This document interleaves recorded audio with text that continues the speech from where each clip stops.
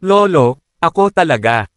Cyrus, alam kong matino kang tao, ngunit ang ginagawa mo ngayon ay para sa kapakanan ng iyong mga anak at apo. Sige, bumalik ka muna. Kapag nakilala ng pamilya ang isang babaeng may natatanging talento, maabisuhan. Oo, umalis si Lance. Malungkot na umalis si Lance sa palasyo. Tama talaga si Fiona kagabi. Pinuntahan ni Lance ang kanyang ina, umaasang maiintindihan siya nito.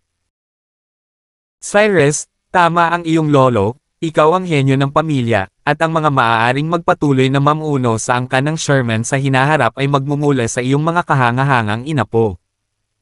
Kung gayon ang susunod na henerasyon ay halos maubos na. Cyrus, dahil ikaw ay isang inapo ng Sherman, ito ang iyong misyon, hindi sa iyo.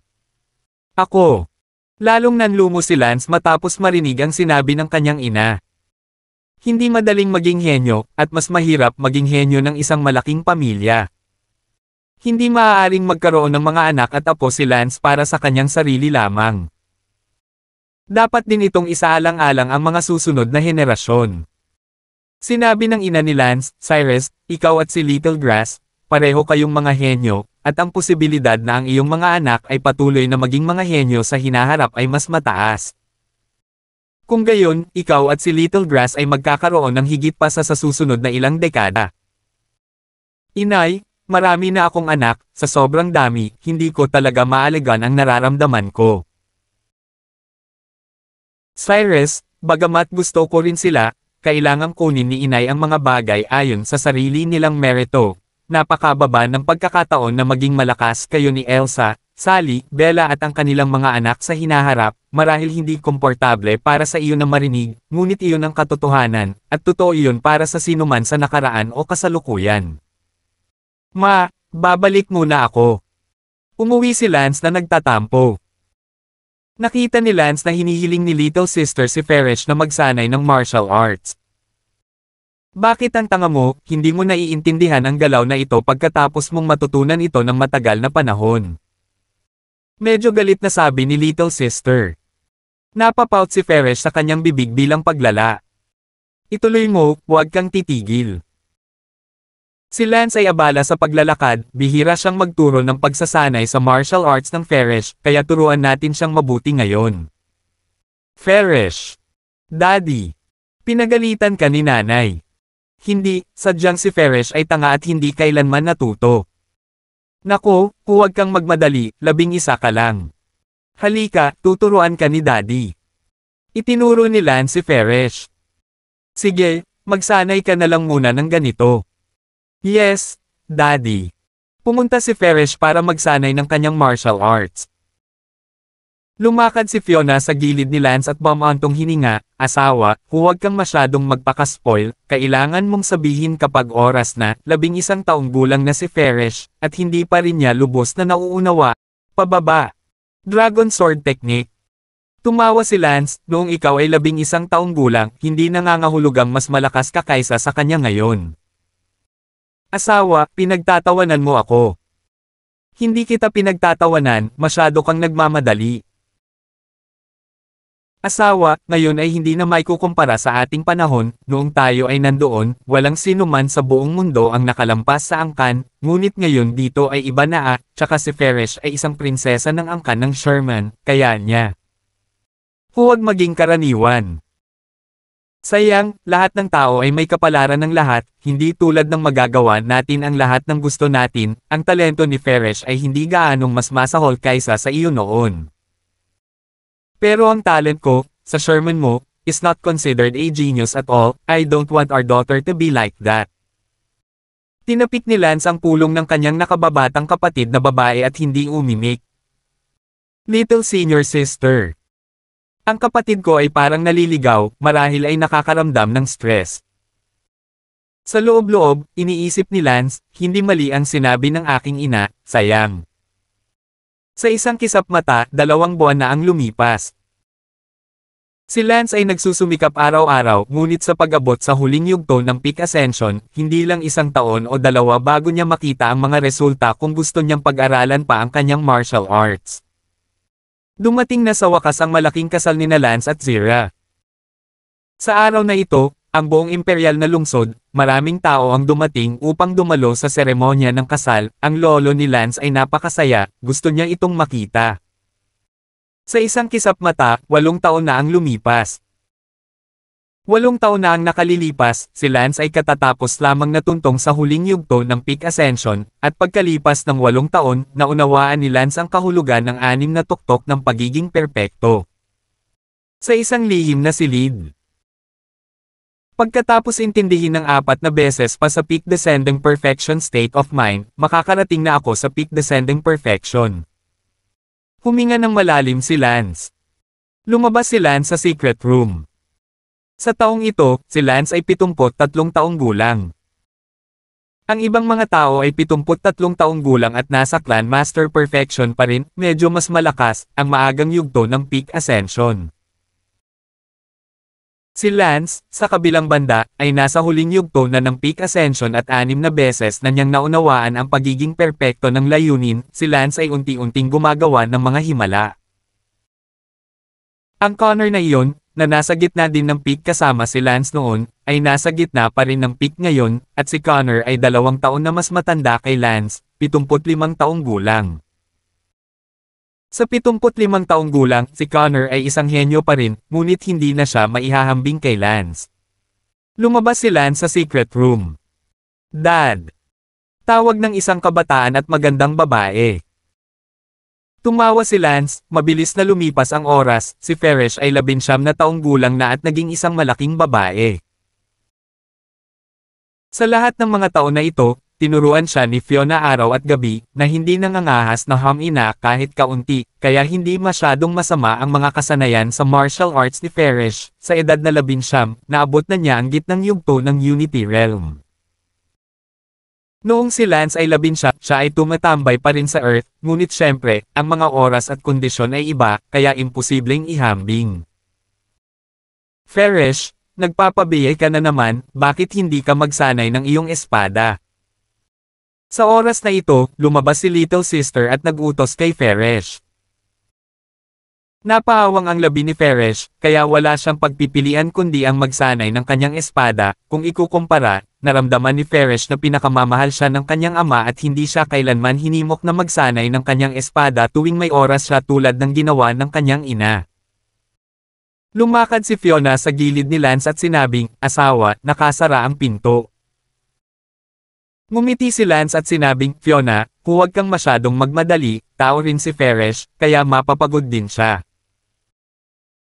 "Asawa, hindi mo dapat bulag na idirekta ang pagsasanay sa martial arts ni Farish, kung nakinig ka sa iyo sa lahat ng mga taon na ito, huwag magmadali, ang Farish na iyon ay wala ng silbi sa ngayon, natatakot ako na baka hindi na siya magmadali."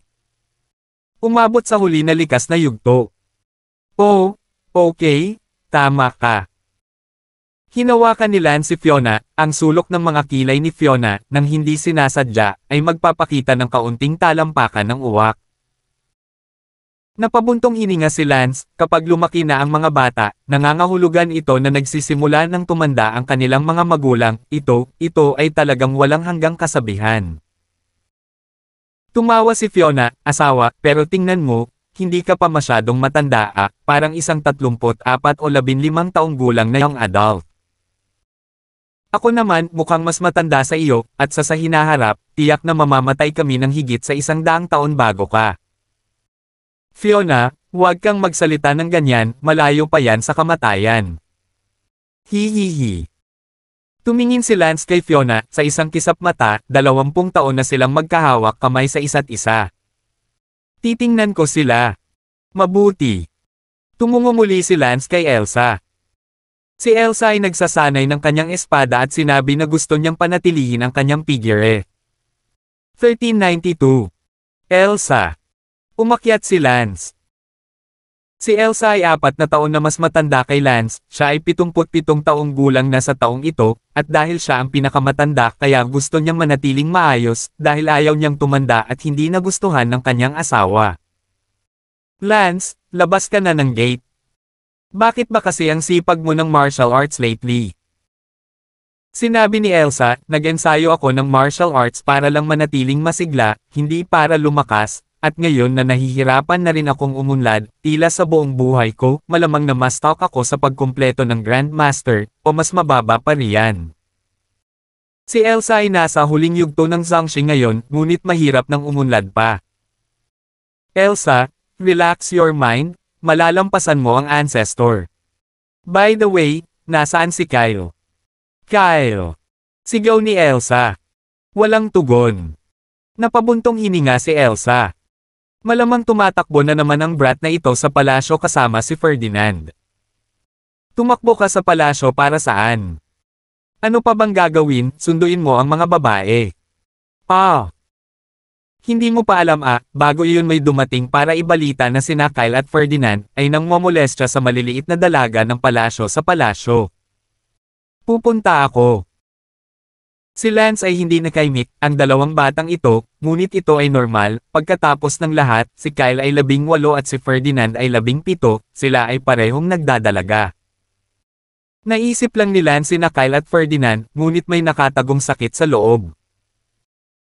Dahil sina Kyle at Ferdinand, ang kanilang talento sa martial arts ay malayo sa inaasahan ni Lance. Si Kyle ay 18 taong gulang at nasa gitna lamang ng likas na talento, habang si Ferdinand ay nasa gitna lamang ng likas na talento. Malayo ito sa Farish, at tila hindi makatwiran para kay Fiona na masusing nagturo ng Farish sa lahat ng mga taon na ito. Ito ay dahil sina Kyle at Ferdinand na ang mga kasanayan sa martial arts ay malayo sa Farish, na naging sanhi ng pakiramdam ni na Elsa at Bella, na medyo masama ang loob, pagkatapos ng lahat ay nais na maging mas matagumpay ang kanilang pagsilang. Mapapaginhawa lang ni Lance si Elsa, lahat ay may kanya-kanyang kapalaran, hindi na kailangang pilitin. Napakalakas ng talento ni Lance, at maaaring hindi ito magandang bagay. Pagkatapos nito, pumunta si Lance kina Sally, Leslie, Brenda, at Yvonne, Eula, at iba pa. Sa wakas, dumating si Lance sa patio ng Little Grass. Dad! Agad na lumipad ang isang maliit na bata. Swoosh! Agad na binunot ng batang iyon ang kanyang espada at sabay sabing, pare, tingnan mo ang husay ko sa martial arts. Ginawa ng batang iyon ang Dragon Descending Sword Technique at naghagis ng isang patak ng tubig. Sa sandaling iyon, sumigaw ang isang babae, Julian, huwag kang bastos kay ama. It was Little Grass. Busy sa pagtigil ang batang iyon at ngumiti hihihi. Tiningnan ni Lance ang maliit na batang lalaki sa kanyang harapan, siya ay 7 taong gulang pa lamang, at ang Dragon Descending Sword Technique ay hindi na tinatabla ng tubig. Julian, not bad. Nag-improve na naman ang martial arts skills mo, 7 years old ka pa lang, malapit ka na sa Hautian Realm, hahaha. Tumawa ng malakas si Lance. Tama, anak ni Little Grass, si Julian, ang talentong ito ay talagang walang iba. Noon, ang anak ni Connor, si Buboy, ay 9 na taong gulang at nagsanay sa Inner Gate, habang ang anak ni Lance, sa edad na 7, ay malapit nang makarating sa Hautian Realm. Pare, huwag kang mag-alala, ang aking anak na lalaki ay tiyak na totantong sa Hautian Realm pagkatapos ng bagong taon. Sabi ni Julian na puno ng kumpiyansa ang mga mata. Hahaha, mabuti. Magiliw na niyakap ni Lance si Julian. Sa katunayan, ang mga batang mapagkompetensya at matagumpay ay higit na nagustuhan ng kanilang mga magulang. Tulad ni Kyle at Ferdinand, hindi alam kung paano magsanay ng martial arts ng maayos at pumunta pa rin sa palasyo upang pukawin ang mga munting katulong sa palasyo, talagang na-depress si Lance. Hindi gaanong masabi ni Lance ang tungkol sa kanila dahil sa takot na masyadong mag-isip sina Elsa at Bella. Itinuring na ngayon si Lance na may malalim na pag-unawa sa pariralang nanay ay nakahihigit sa anak, ngunit malamang na mas naramdaman ito ni na Elsa at Bella at ang iba pa. Husband, labas ka na ng gate. Sinabi ni Lance, Zira, ang swerte ko talaga na mapapangasawa kita, tingnan mo kung gaano mo nasanay si Julian. Sinisisi ba ng punong ministro si Julian sa hindi pagiging magalang? Hahaha, ang gagawin. Si Julian na iyon ay abala sa pagsasabing, pare, pasensya na, ayoko. Uto anak, napakasipag mo at masipag mag-aral, hindi pa huli ang lahat para magustuhan ito ni Papa. Sa oras na ito, tama, husband, malapit na ang family gathering, kapag nangyari iyon, siguradong maipapakita ng ating Julian ang kanyang kakayahan sa family gathering. Mabuti. Niyakap ni Lance si Julian at pumasok sa bulwagan na may dalang little grass sa kanyang mga bisig. Sa hapon, sa looban ni Elsa. Inilabas ni Elsa ang kanyang letigo at galit na tumingin sa lalaking nakatayo sa kanyang harapan. I told you last time na bawal kang pumasok ulit sa palasyo para molestiyahin ang isang katulong ng palasyo, pero hindi ka man lang nakinig at pumunta, magagalit ka ba sa akin? Kyle, bakit hindi mo na lang ipaglaban mo ang iyong hininga? Tingnan ang Feresh, isang libreng oras para magkaroon ng pagsasanay sa martial arts, at pagkatapos ay tingnan mo si Julian, ang mga tao ay 7 taong gulang lamang, ang mga tao ay umabot na kung anong antas. Kung patuloy kang walang kamalayan sa pag-unlad, ang magsisisi sa hinaharap ay ang iyong sarili. Sabi ni Kyle, Nay, hindi naman sa hindi ako nag-practice ng martial arts, hindi lang ako ganito kamateryal kung may talent ako kay Dad, araw-araw akong mag-e-ensayo. Tsaka si Julian ay ganyan kahenyo, in the future siguradong magiging strong member siya ng Sherman natin, magkapatid kami, in the future kapag malakas ang kapatid ni Julian, tatakpan niya ako. Ikaw. Sapat na ang galit ni Elsa para sabihin ang mga ganoong salita. Papatayin kita. Nay, ako lang ang anak mo, pag-isipan mong mabuti kung gusto mo ba talaga akong patayin. Wow! Umiiyak si Elsa sa galit. Ako, Elsa, paano ko isisilang ang iyong anak na hindi marunong umunlad, ang pagsasanay sa martial arts ay nakasalalay sa iyong puso, hindi ba't sinabi sa iyo ng iyong ama? Itanong mo sa iyong sarili, na ibigay mo na ba ang iyong puso? Ako. Hindi mo naman ginawa, akala mo hindi tamang bagay tapos tinatimad ka pa pala. Ma, alam kong mali ako. Tiningnan ni Lance ang kanyang anak na mas matangkad sa kanya, bitter sa loob, noong bata pa ito, napaka-cute at naghahanap ng magmamahal sa kanya, ngunit ngayong malaki na siya, ganap na siyang nagbago. Kyle, makinig ka sa akin, kung hindi ka magsisikap, magiging karaniwan ka lang, ang daming anak ng tatay mo, pangkaraniwan ka, ibig sabihin, mababawasan ang pagmamahal na kukuha mo sa tatay mo, ibig sabihin din. Na balang araw, bihira ka na lang maisip ng tatay mo, sigurado ka bang gusto mong maging ganito? Kami ng tatay mo, ilang dekada na kaming close, naging mabuti siya sa akin, pero hindi ibig sabihin nun, magiging mabuti din ako sa iyo, sana maintindihan mo, lumabas ka at magmuni-muni. Oo, nanay.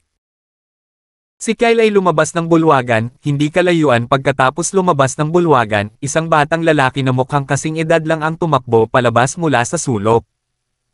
How's it going? Pinagalitan ka na naman ni Tita Elsa. Nanlumo si Kyle, Ferdinand, wala bang sinabi ang nanay mo? Hehe. My mom casually said a few words about me tapos wala na. My mom, you know, soft-hearted, unlike your mom, are really going to hit someone, hahaha. Sumipa si Kyle at sinabing, huwag ka nang pumunta sa palasyo. Kung gayon para saan? Oy, narinig ko mula kay Julia na mayroong isang lugar na napaka-interesante. Okay, next time go. Kumain si Lance sa maliit na demuhang patio, pagkatapos ay nagsimulang turuan si Julian na magsanay ng martial arts. Si Julian ang pinakatalentadong anak ni Lance, at talagang gustong palakasin siya ni Lance. 1393. Your Highness Cyrus, congratulations. Congrats. Tinuturuan ni Lance si Julian sa pagsasanay sa martial arts nang dumating si Clayton at ibigay kay Lance kanyang magandang balita. Gayunpaman, hindi alam ni Lance kung anong kagalakan ang naroon. Kamahalan Cyrus, opisyal na nakapasok si Molten sa unang yugto ng Return to Void. Ngumiti si Lance, ito ay talagang isang masaya at pagbati na kaganapan, si Molten ay nakapasok sa Return Void Phase 1, at sa ilang taon na deadline ng aking lolo sa tuhod, ang aking Sherman ay hindi matatapos na walang Return Void.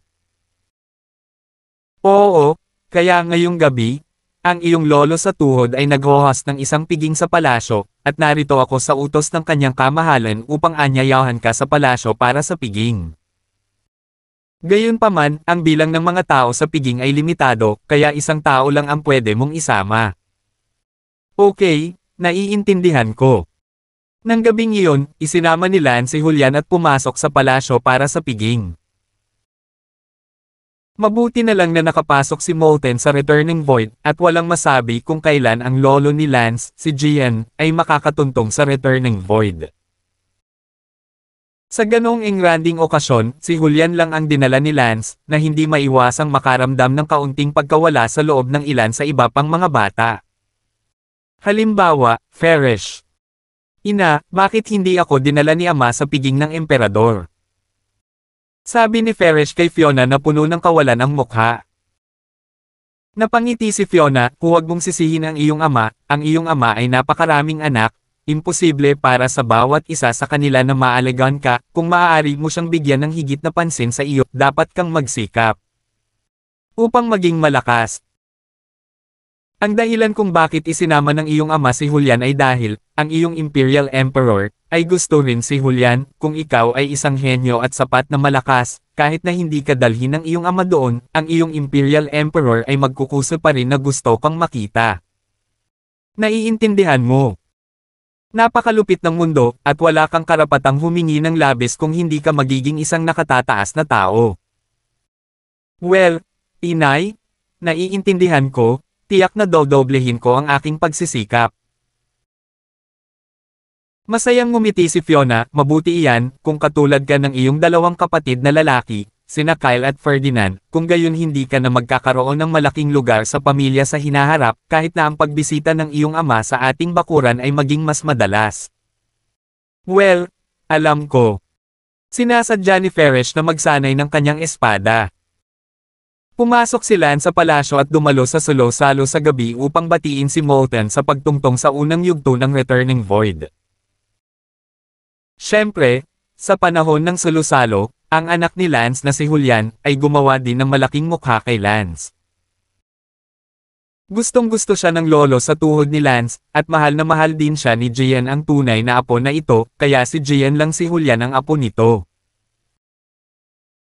Ang iba pang mga anak na lalaki at babae ni Lance, si Gian ay hindi alam, ni siya ay nasa mood na malaman, ito ang katotohanan, tanging ang kakayahang maalala ka ng mga tao. Dinala rin ni Connor ang kanyang anak na si Buboy sa piging. Kaya lang kasama si Lance dito, hindi natago ang ningning ni Connor, 75 years old na si Connor at sa gitna pa lang ng peak niya, hindi siya nagningning sa harap ni Lance, bagamat siya pa rin ang henyo ng pamilya. Sa orihinal, si Connor ay may isa pang anak na lalaki, si Buboy, na maaaring makapagbigay ng kaunting liwanag sa kanya, ngunit sa kasamaang palad, si Lance ay nagsilang ng isa pang anak na lalaki, si Julian, at si Julian ay tinakpan din ang liwanag ni Buboy. Kaya, sa piging, parehong matigas ang ulo ni Sherman at ang kanyang anak. Si Buboy ay 21 taong gulang na, at ang kaharian ay itinuturing na napakalakas dahil naabot na nito ang Unity Realm completion. Gayunpaman, mukhang hindi nagustuhan ni Buboy si Lance dahil binugbog siya ni Lance noong bata pa siya, noong binubuli ni Buboy si Farish. Pero, oo, nagmatigas si Lance para sa pagbabago. Pagkatapos ng kapistahan, pumunta si Lance sa lugar ni Gian para uminom muna ng tsaa. Lolo, kailan ka pupunta sa Returning Void Tanong ni Lance. Hehe, Cyrus, wala akong itinatago, malapit na ako, sa tingin ko, sa loob ng 2 o 3 taon, makakatuntong na ako sa Return to Void Stage 1, sigurado ako. Wow, ang galing, kapag nangyari iyon, ang aming Sherman ay magkakaroon ng 2 pang makapangyarihang tao ng Return Void Phase 1 na uupo bilang karagdagan kay Lolo.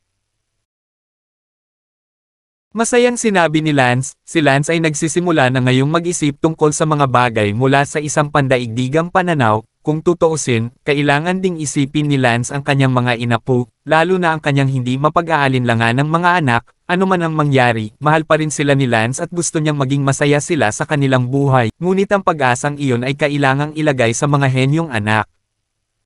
At mga apo ng Sherman, halimbawa, Julian. Si Lance ay nagtanim ng mga ideya kay Julian mula pa noong siya ay bata, na sinasabi sa kanya na kapag siya ay naging makapangyarihan sa hinaharap, dapat niyang protektahan ang kanyang mga kapatid at hindi minamaliit o tretuhin sila ng iba dahil lang sa ilan sa kanila ay hindi gaanong talento. Ang bait din ni Julian, nangako sa murang edad na poprotektahan niya ang lahat ng kanyang mga kapatid, pati na rin ang kanyang mga nakababatang kapatid, at lahat ng angkan ng Sherman. Napabuntong hininga si Gian. Lolo, bakit ka nagbubuntong hininga? 2 taon pa, makakatapak ka na sa Void, hindi na kailangang bumantong hininga. Sinabi ni Gian, Cyrus, kahit na tumapak pa ako sa Returned Void sa loob ng 2 taon, tatagal lang iyon ng 40 taon. Pagkaraan ng 40 taon, kami ni Molten, kung hindi pa kami nakatuntong sa ikalawang yugto ng Return to Void, then it's basically the end. At that time, paano ang pamilya, wala ni isang henyo sa susunod nating henerasyon. Pog. Sa orihinal, ang iyong ama, siya ay isang henyo, ang aking pinakanamumukod-tanging anak, ngunit sa kasamaang palad, siya ay namatay na bata pa, at marami pang ibang angkan ng parehong henerasyon ng iyong ama ay namatay din sa kamay ng Yuan clan.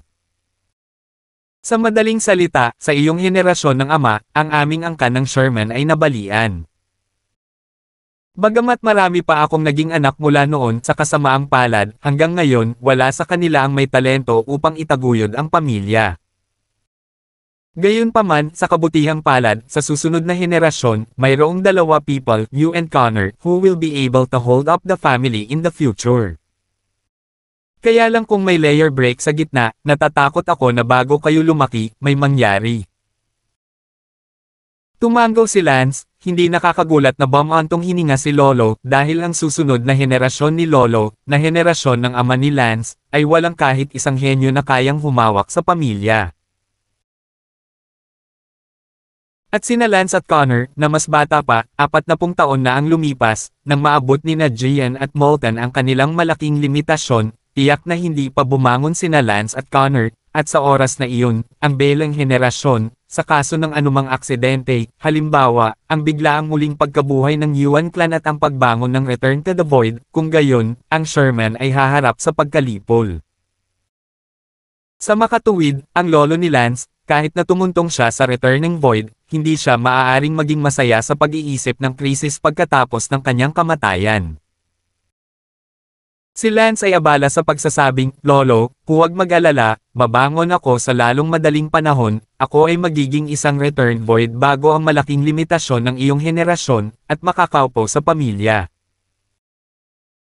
Tumawa si Gian, Cyrus, ang ganitong uri ng siguradong, ganito at ganoong mga salita, mas mabuting sabihin na mas kaunti, wala itong kahulugan. Ako ay 162 taong gulang sa taong ito, at sa 2 o 3 taon kapag pumasok ako sa unang yugto ng Return to Void, mabubuhay lang ako ng mga 200 taon, ibig sabihin, 30 taon na lang ang kailangan ko.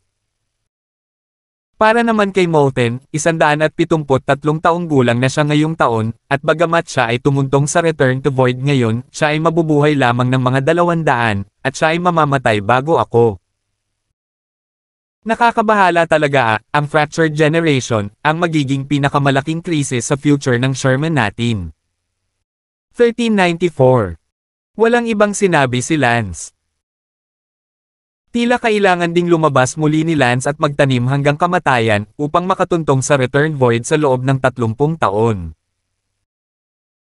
Kaya lang sa loob ng mahigit 30 taon, kailangang lumampas si Lance mula sa huling yugto ng Peak Ascension upang bumalik sa Void, isang kahirapan na halos masasabing imposible. Ang 30 taon upang maabot ang Great Perfection ay isa ng himala, kaya ayaw ni Gian na marinig na sabihin ni Lance na tiyak na gagawin niya ito.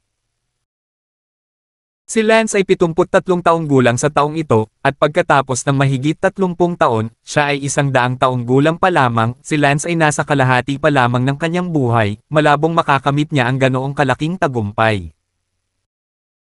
Nagtanong si Lance, Lolo, sa buong kasaysayan, ilang taon ang pinakamabilis na tao sa kasaysayan na umabot sa puntong bumalik sa kawalan?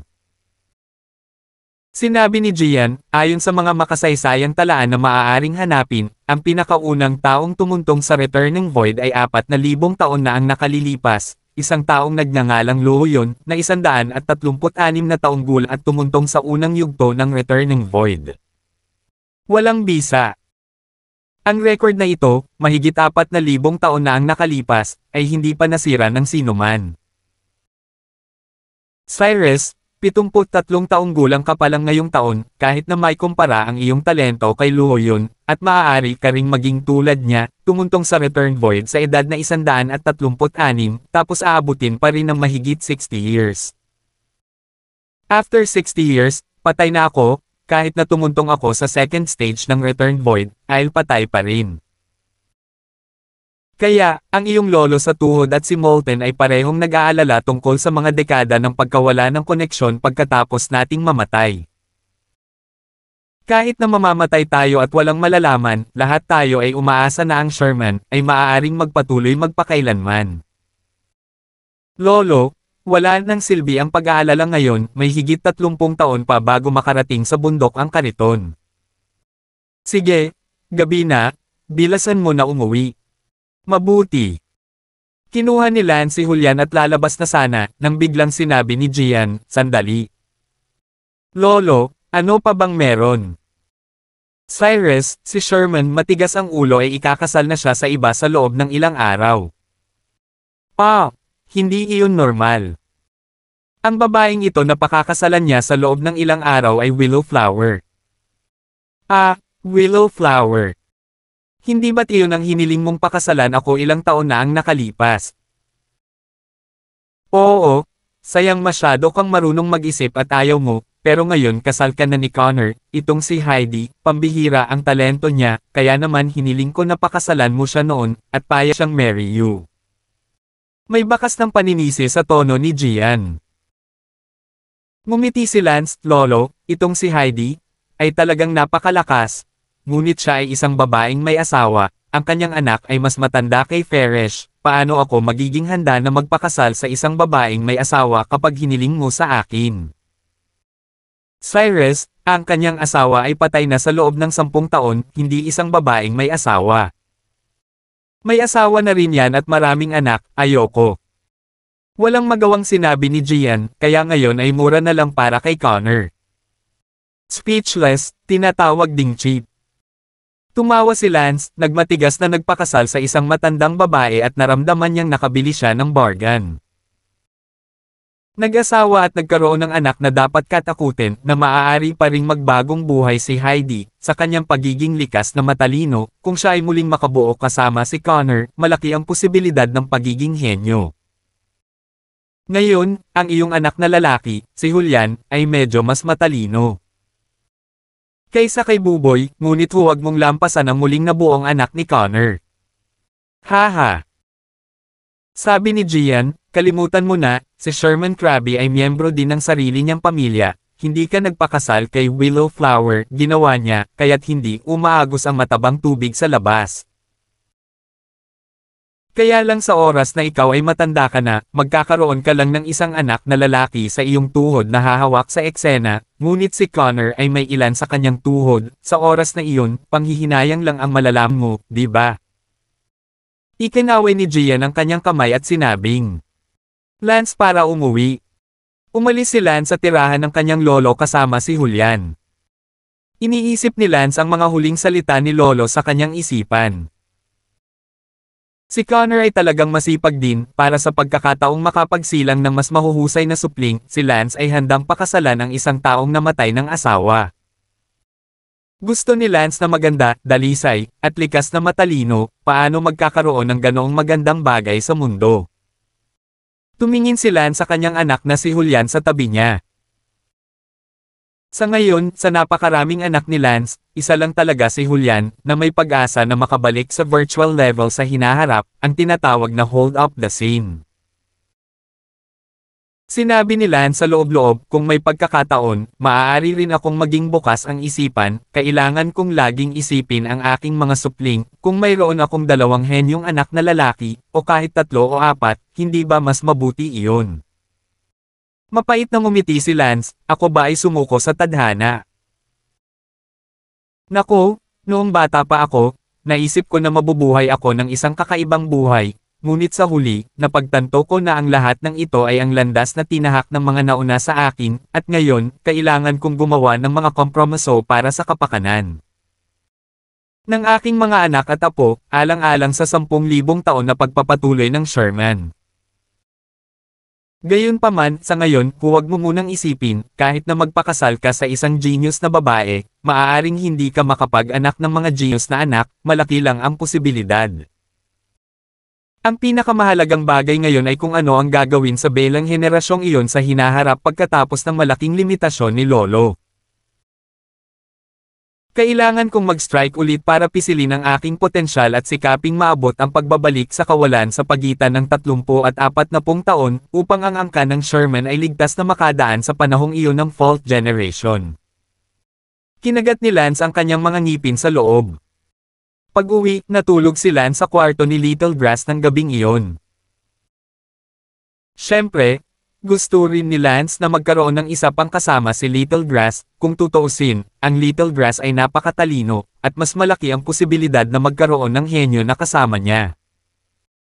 Lamang, sa paglipas ng mga taon, pagkatapos ipanganak ni Little Grass si Julian, hindi gumagalaw ang kanyang tiyan. Iyon ang dahilan kung bakit si Lance ay nagpunta upang mag-overnight sa Little Grass ng mas madalas. Ang mga hindi nakakaalam ay naisip na ito ay dahil si Julian ay mas henyo, tanging ang mga nakakaalam ay nakakaalam na ang lahat ng ginawa ni Lance ay para sa pamilya. Sa Great Marshall Empire, sa isang lugar na nakatago, isang grupo ng Yuan Sleeky Fish ang nanirahan dito. Isang matandang lalaki na may malungkot na tingin na nakarating sa pinakamataas na pagtatapos ay nagsabi, 30 o 40 taon ay sapat na oras para ako ay humakbang sa kawalan, hahaha, kapag ako ay tumuntong sa kawalan, ito ang araw na ang Sherman ay malipol. Pare, bakit ang tiwala mo sa sarili mo?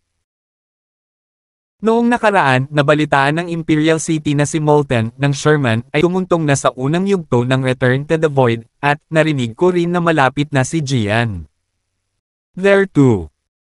I feel desperate, the likelihood of my Yuan clan want to rise again is really low to low.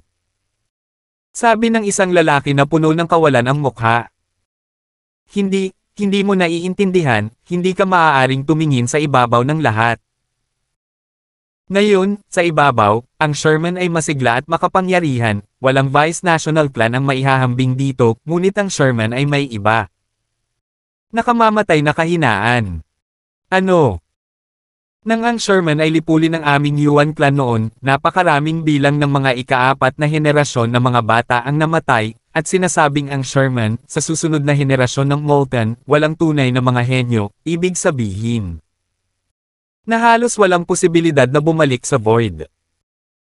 Pagkatapos, kapag namatay sina Molten at Jian, wala nang returning Void sa Sherman, at sa oras na iyon, oras na para sa atin, ang Yuan clan, na maghaiganti at lipulin ang buong angkan ng Sherman sa isang iglap.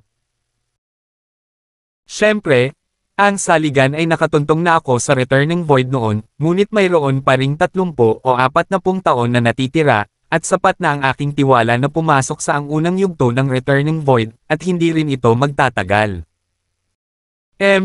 Sherman, hintayin mo lang ako. 1395. Yay! This is great! I didn't know that the Sherman has such a fatal weakness, a fault line, hahaha. Basta, Dad, what if the next generation of Shermans have someone to fill the gap in the fault? Imposible iyan, ang susunod na henerasyon ng Sherman, ang tanging 2 tao na may pinakamagandang pag-asa na makapasok sa Returned Void ay sina Cyrus at Connor. Na si Connor, 73 taong ito, ay kasalukuyang nasa gitna ng peak. Kapag naabot niya ang pagbabalik sa Void, hindi bababa sa pagkatapos ng 150 taong gulang, na si Cyrus, gayunpaman, ay mas namumukod tangi, 73 taong gulang at naabot ang huli na rurok, sa kasamaang palad, kahit na siya ay napakatalino, kapag naabot niya ang pagbabalik. To the Void, he will be at least 140 years old or so. And Molten and GN, brace yourself to live until 40 years later, hahaha. Mabuti, mahusay, ang aming Yuan clan, mayroon pa kaming pag-asa na bumangon pagkatapos ng lahat, at mayroon pa kaming pinakahenyo na si Yuan Zon, narinig ko na siya ay bumangon na incognito, at kapag si Yuan Zon ay bumangon sa hinaharap, tiyak na siya ay gumawa ng isang nakamamatay na suntok sa Sherman.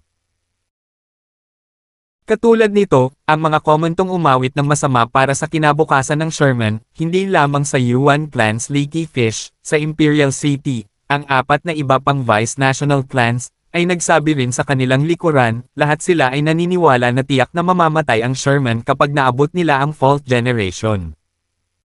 Sa Green Rules Villa ng Lance. Isang maliit na ancestral hall. Si Lance ay may hawak na larawan ng isang lalaki na halos kapareho ng mukha ni Lance. Sa sandaling iyon, pumasok ang ina ni Lance at gulat na sinabi, "Cyrus, anong ginagawa mo dito?" "Naparito ako upang mag-alay ng insenso sa aking ama," sabi ni Lance. "Oh, Cyrus, bihira para sa iyo na magkaroon ng ganitong kabanalan sa anak." Nakangiti ang ina ni Lance habang naglalabas ng parangal. "Inay, noon, tatay ko, henyo ba talaga siya?" "Siyempre, ang tatay mo ang pinakanamumukod-tangi sa lahat ng anak ng lolo mo, tulad ni Julian ngayon, ang pinakanamumukod-tangi sa lahat ng mga anak mo." Sa kasamaang palad, sa masasamang si Yuan, sayang, huwag na nating pag-usapan, kung hindi dahil doon, ang iyong ama ay tiyak na makakapasok sa pagbabalik sa kawalan sa hinaharap. "Hoy, Cyrus, bakit mo ako kinakausap ng maayos tungkol sa iyong ama?"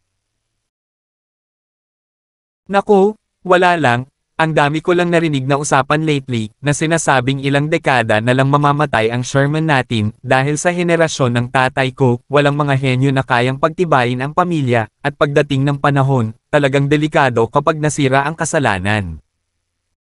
Noong isang araw, sinabi pa sa akin ni Lolo ang tungkol dito, sinabi niya na nag-aalala siya sa mga krisis na ito pagkatapos ng kanyang kamatayan. Sayang, ang mga tagalabas ay tumitingin sa amin, sa malalaking pamilya, at sa kaakit-akit, ngunit hindi nila alam sa likod ng mga eksena, kung gaano core aming pagsisikap at dedikasyon ang kailangan nating gawin, ang buong angkan. Nagdadalamati ang ina ni Lance.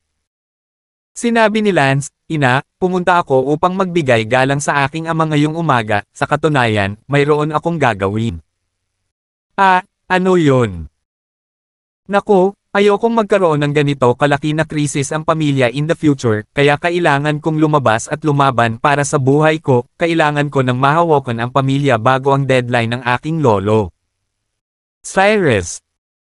"Inay, naparito ako upang magpaalam sa espiritu ng aking ama sa langit." "Ah, kailangan mong umalis sa pamilya." "Oo, dapat kong isipin ang kinabukasan ng pamilya."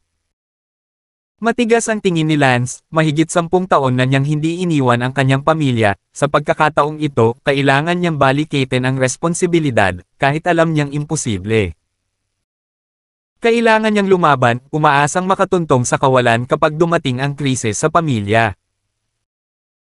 "Cyrus, paano kung umalis ka sa bahay lahat, napakaraming bata pa ang nangangailangan sa iyo at, tsaka ang gawain mo ngayon ay magkaroon ng maraming anak," sinabi rin sa iyo ng lolo mo "Nabalitaan ko na nagpakasal si Connor sa babaeng hindi mo gusto noon. Tingnan mo si Connor, kung gaano siya kahirap." "Naku, inay, kapag namatay sina Lolo at Molten, mawawala na ang pamilya natin kung sakaling magkaroon ng malakas na kalaban, mananatili pa rin ako sa bahay. Anyway, sanay na akong tumakbo sa buong mundo mula noong ako. Noong bata pa ako, at ang paraan ko ng paglilinang ng martial arts ay hindi angkop sa tahanan, at hindi rin angkop para sa malalakas na tao na gabayan ako. Bagamat sa bahay, madalas kong makuha si Lolo.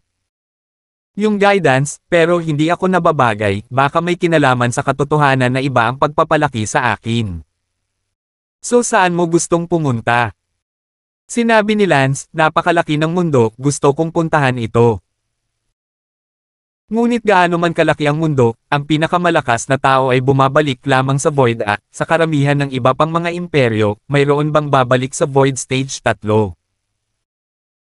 Ano ang maaari mong makita? Ang iyong lolo sa tuhod ay ang Returned Void Stage 2, sa buong mundo, ay kabilang din sa unahan.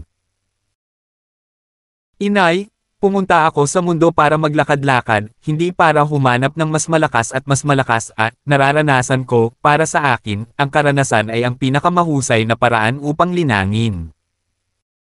Ay, sige, pero dapat madalas ka rin umuwi. I will. I have so many wife and children at home, I'll be back every few years. So kailan ka aalis?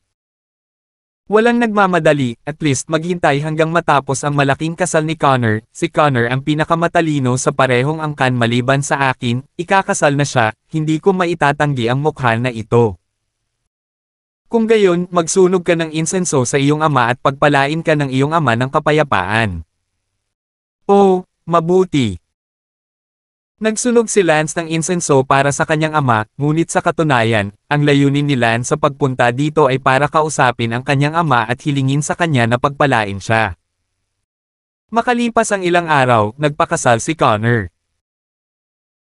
Tiyak na tutulong si Lance, kahit na nagkaroon ng kaunting hindi kasiya siya kay Sherman Costard, ngunit kahit papaano ay miyembro siya ng parehong angkan, at sa hinaharap, magkakaroon ng pagkakataon si Sherman Costard na pumasok sa pagbabalik ng angkawalan at naging nangungunang haligi ng pamilya. Bukod pa, si Sherman Costard ay nananatili para kay Lance sa nakalipas na 10 taon. Cyrus. Oh, Sherman Costard, congratulations. Ngumiti si Lance. Cyrus, kailangan kong magpasalamat sa hindi mo ako pinakasalan. Sabi ni Connor. Speechless. Kung pinakasalan mo si Willowflower, wala akong gagawin ngayon, hahaha. Tumawa ng malakas si Connor. Tanong ni Lance, wala ka talagang pakialam na may anak si Willowflower.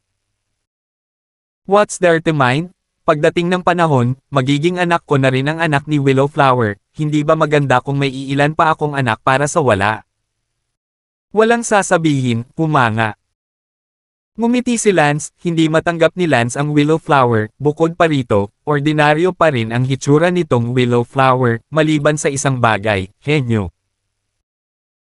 Sa araw ng kasal ni Connor, tumulong si Lance sa pagsasagawa ng kanyang kasal, ang dahilan kung bakit si Lance ay hiniling na mag-officiate. Ito ay isang bagay din sa mukha, dahil si Lance ang pinakahenyo sa henerasyong ito sa angkan ng Sherman, na ginawang may mukha si Connor. Kinagabihan, tinapik ni Lance ang balikat ni Connor at sinabing, sige, batasin mo ang iyong silid at umalis ka, sana ay magkaroon ka ng isang henyo na anak na lalaki o babae. Hehe, magkakaroon talaga ako ng anak na hihigit pa sa pamilya mo Julian, Cyrus, mag-ingat ka o. Mga mani. Tumawa at nagmura si Lance at naglakad palayo. Nang gabing iyon, pilit na nagsisikap si Sherman na matigas ang ulo, hindi niya alintana ang pagkakakilanlan ni Willowflower, ito ay para lamang magkaroon ng isang genius na supling. Kinailangan din ni Lance na mag-isip tungkol sa paglabas. This time out, Little Fire pa rin ang dinala ni Lance, may pamilya na si Little Black, kaya mas mabuting huwag na lang siyang abalahin. Kinabukasan, tinipon ni Lance ang buong pamilya at sinabi sa lahat ang kanyang iniisip. Tumawa si Ben, Lance, sisimulan na ba natin muli ang mga araw ng pag-alagala? Haha. Umiling si Lance, hindi ako maglalakbay sa mundo sa pagkakataong ito, pupunta ako ng may pressure, kaya mag-isa lang akong pupunta. Ang oras ay mga 30 taon, o 40 taon, at nang syempre, tiyak na babalik ako ng ilang beses sa panahong iyon, tulad noong big time ni Lolo Yehuda.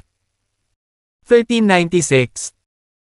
Naunawaan ng lahat, pagkatapos ng lahat, hindi na ito pareho ngayon, at ngayon ay seryoso nilang kinakaladkad ang kanilang mga paa kung susundan nilang muli si Lance palabas.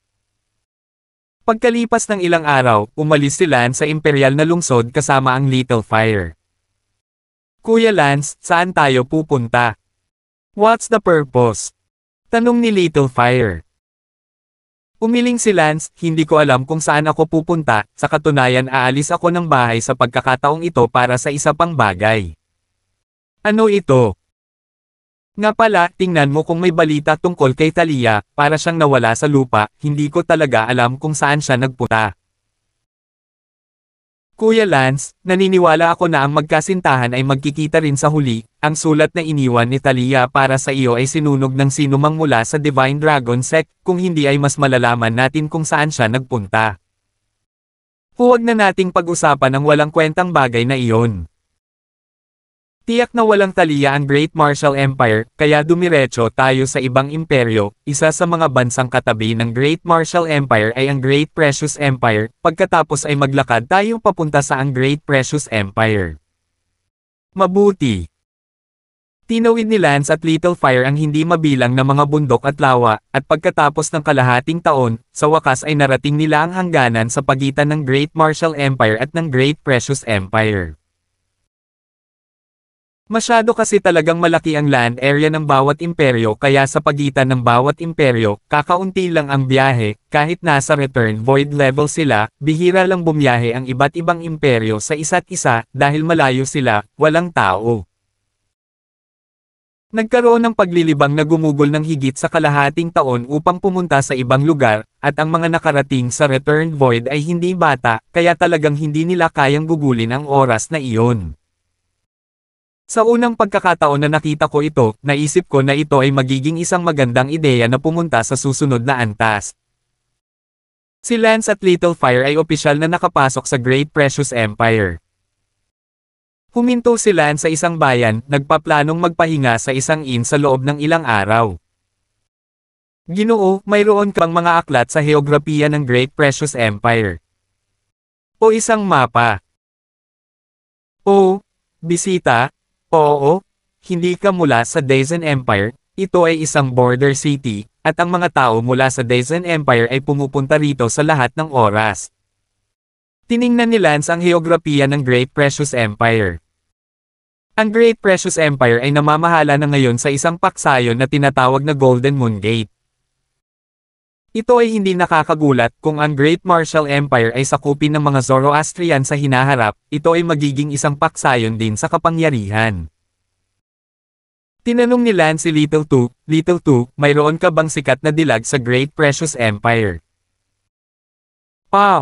Bisita, hindi ka nagmula sa Great Martial Empire specifically para maghanap ng magandang babae, di ba? Ang dami niyan ang daming magagandang babae sa bayan natin, at ang greenhouse ng bayan natin, yung top card. Ang ganda talaga. Walang imik na sinabi ni Lance, ang mga kagandahang tinanong ko sa iyo ay hindi ang uri ng mga kalakal na sinasabi mo, ngunit ang mga salot, ang mga dilag na sikat sa buong imperyo. Nako, ewan ko dyan, pero sa bayan natin, may super ganda pumunta ka na lang sa Yaojiabao at magtanong, baka pumunta ka at tingnan mo, baka yung tipong magustuhan mo. Sige, Ginoo, mag-abala ka, at bilasan mo ang pagkain. Okay. Pagkaalis ng Ginoo, nagtanong si Little Fire, Kuya Lance, hindi ba tayo pumunta para mag-practice? By the way, para malaman ang tungkol kay Thalia, bakit mo tinatanong ang tungkol sa kagandahan? Ngumiti si Lance, Little Fire, nagtatanong ako tungkol sa magagandang babae dahil gusto kong hanapin si Thalia, isipin mo, hindi natin siya mahahanap ng bulag, at si Thalia ay maganda, kung si Thalia ay sa Great Precious Empire, pagkatapos ay ang kanyang kagandahan, kahit na hindi siya maaaring kumalat sa buong imperyo, kung gayon dapat ay medyo sikat siya sa ilang maliit na lugar. Ha? Kuya Lance? So that's what you mean? Haha? Kuya Lance, ang bait mo talaga, hindi ko pa naisip na maghanap ng ganito. I'm just trying, maybe, it's not even possible to actually find her like this. Kuya Lance, ang pamamaraan mo na ito ay tiyak na gagana, hanggat si Thalia ay nasa Great Precious Empire, sa kanyang kagandahan ay hindi siya ganap na walang katanyagan, kailangan lang nating magtanong at pumunta kung saan man mayroong magandang babae. Mabuti.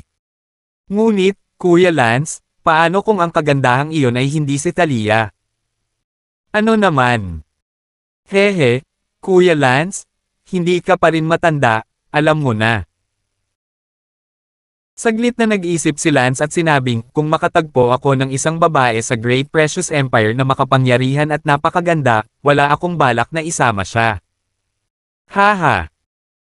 Pagkatapos ng hapunan, si Lance at Little Fire ay pumunta sa isang lugar na tinatawag na Yao Castle sa bayang ito upang makita kung ang pinakamagandang babae sa bayan, ang Yao Castle, ay posibleng si Thalia.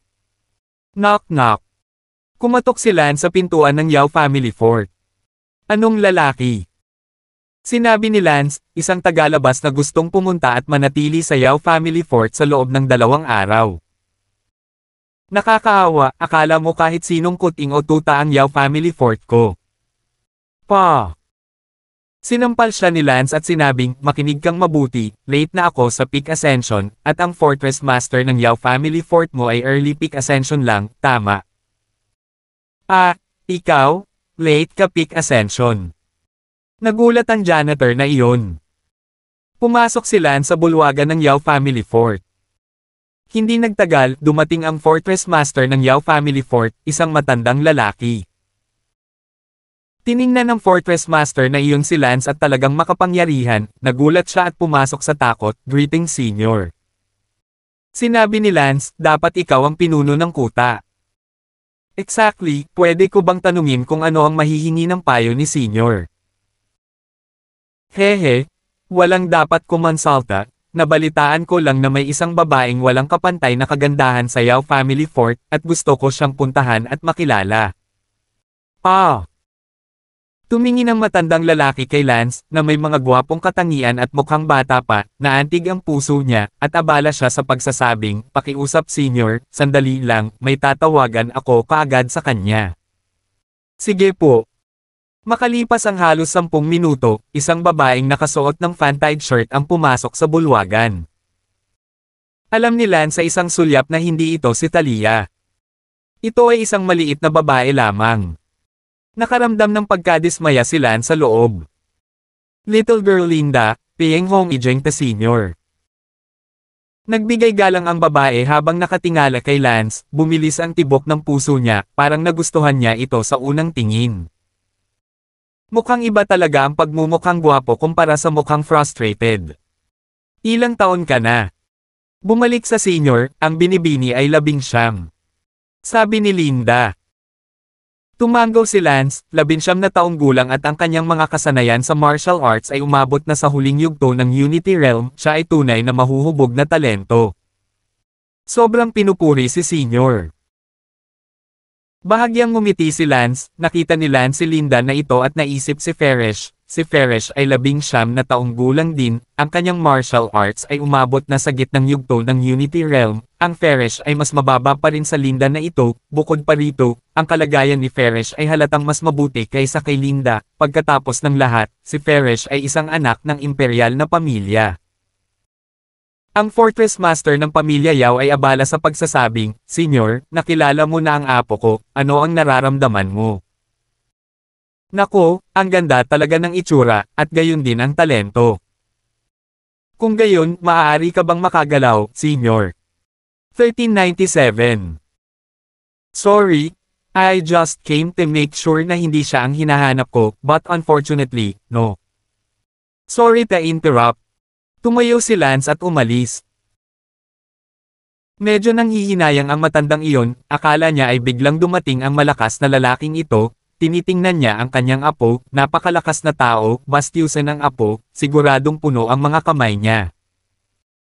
Sa oras na ito, ang Linda na iyon ay abala sa pagsasabing, Senior, dahil narito ka, ito ay kapalaran, hindi pa mas. Dong maaga ngayon, bakit hindi ka magpahinga para sa gabi, upang ang aking Yao Castle ay magampanan ang kanyang tungkulin bilang isang may-ari?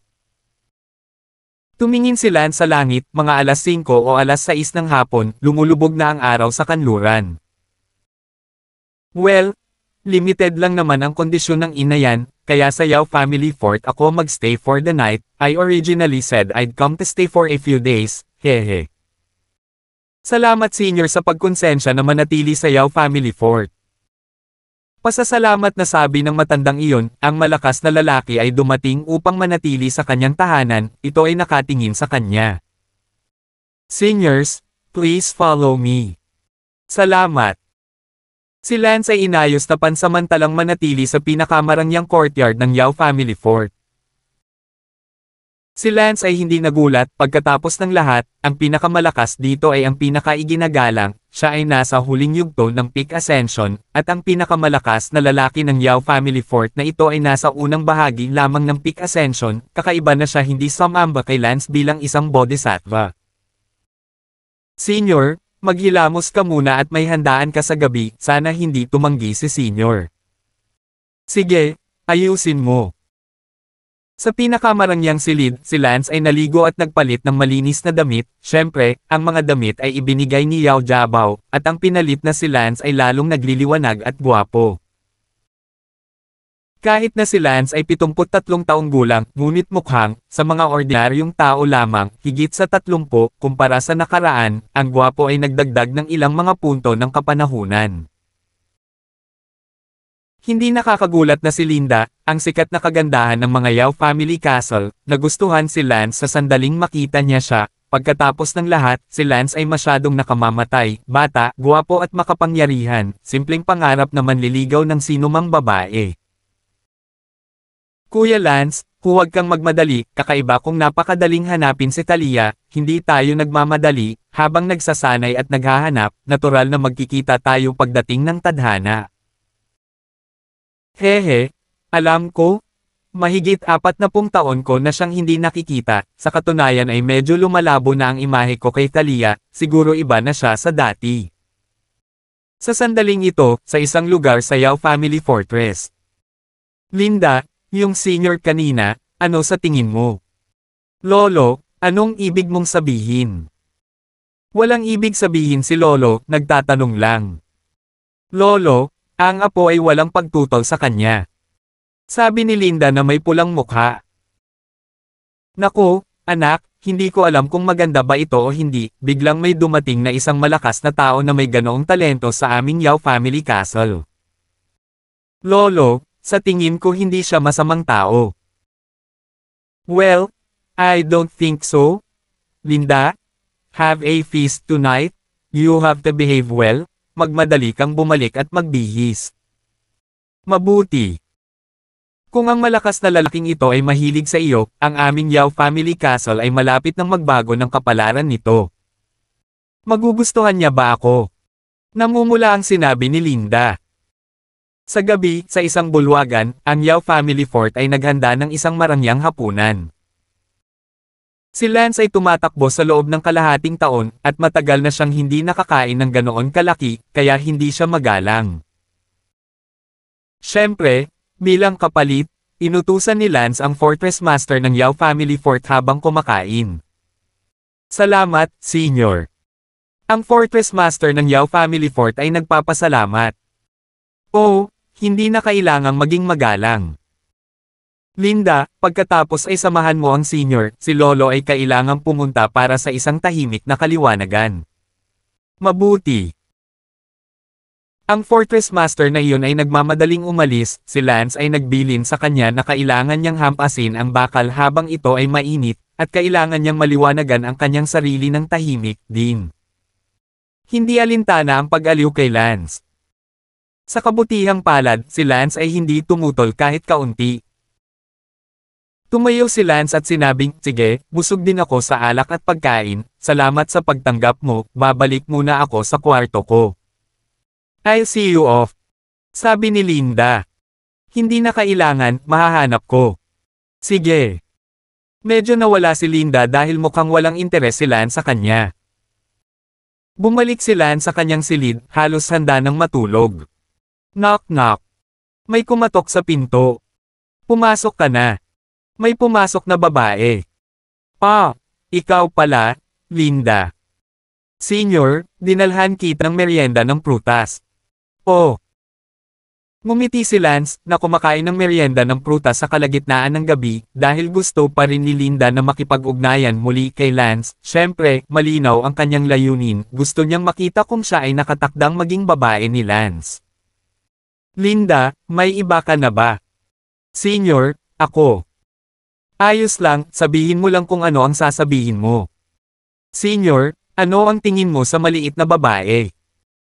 Hindi masama, medyo maganda, at hindi masamang talento. Tapos gusto ni Senior.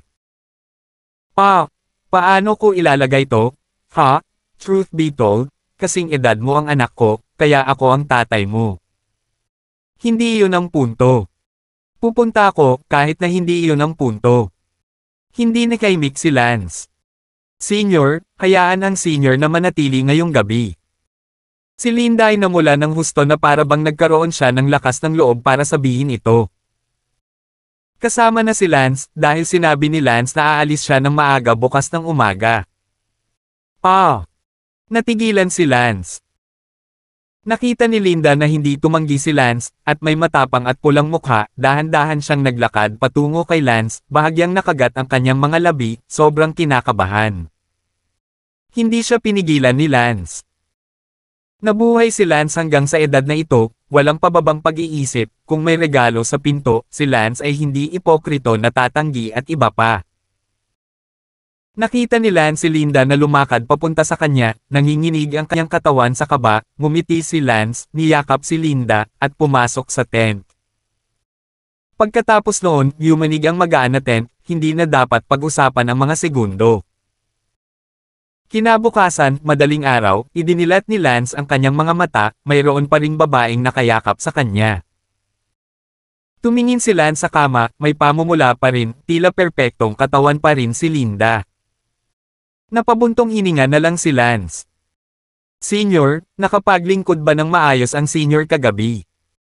Bulong ni Linda, sa katunayan ay hindi siya nakatulog buong gabi dahil nag-aalala siyang baka magbago ang ugali ni Lance sa kanya kinabukasan.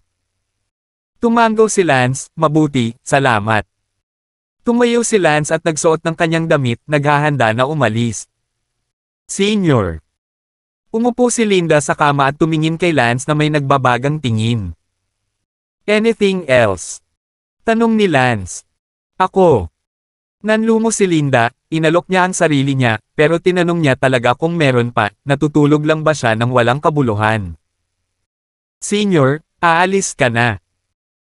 Oo, salamat sa iyong mabuting pakikitungo, at ako ay magpapatuloy sa aking lakad.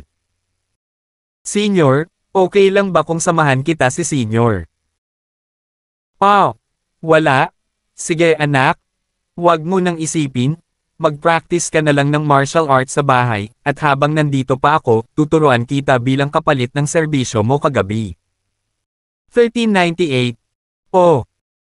Si Linda ay parang nanlumo, inalok niya ang lahat, ngunit bilang kapalit ay nakakuha siya ng gabay, sayang, ang mundo ng mga malalakas, talagang hindi nababasa.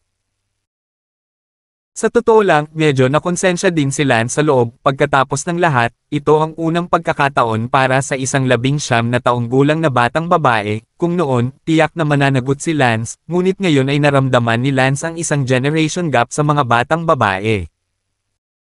Ang kanyang anak na babae ay kasing edad niya, masyadong nakakahiya na ibalik siya.